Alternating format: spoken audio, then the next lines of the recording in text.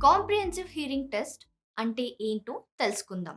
Comprehensive hearing test అంటే పూర్తి hearing test అని అర్థం. మామూలుగా హియరింగ్ టెస్ట్ అంటే ప్యూర్ టోన్ టెస్ట్ ఇంకా టింపానోమెట్రీ అనే టెస్ట్‌లు కామన్‌గా చేస్తూ ఉంటారు. ప్యూర్ టోన్ టెస్ట్‌లో బీప్, బీప్ అనే సౌండ్స్‌తో మన చెవి హియరింగ్ థ్రెషోల్డ్స్ అంటే వినికిడి సామర్థ్యాన్ని 250 హెర్ట్జ్ నుండి 8000 హెర్ట్జ్ ఫ్రీక్వెన్సీస్ వరకు టెస్ట్ చేసి తెలుసుకుంటారు.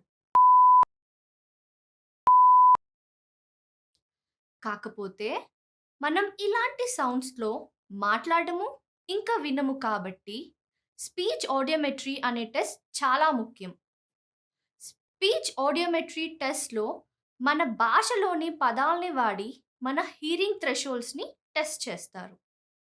చింతపండు, చింతపండు, గోరుముద్ద, గోరుముద్ద, ఇది కాకుండా స్పీచ్ ఇన్ నాయిస్ టెస్ట్ అంటే మన చుట్టూ నాయిస్ ఉన్నప్పుడు మాటలు ఎలా అర్థం అవుతున్నాయి అని టెస్ట్ చేయడం. ఇవి కాకుండా కొంతమందికి టినైటస్ అంటే చెవిలో గుయ్యమనడం లాంటి శబ్దాలు ఉంటే వాళ్ళకి extended high frequency audiometry test అంటే 9000 హెర్ట్జ్ టు 20000 హెర్ట్జ్ వరకు టెస్ట్ చేసి మరికొన్ని టినైటస్ టెస్ట్లు పిచ్ మ్యాచింగ్, లౌడ్నెస్ మ్యాచింగ్ ఇలాంటి కొన్ని టెస్ట్లు ఉంటాయి.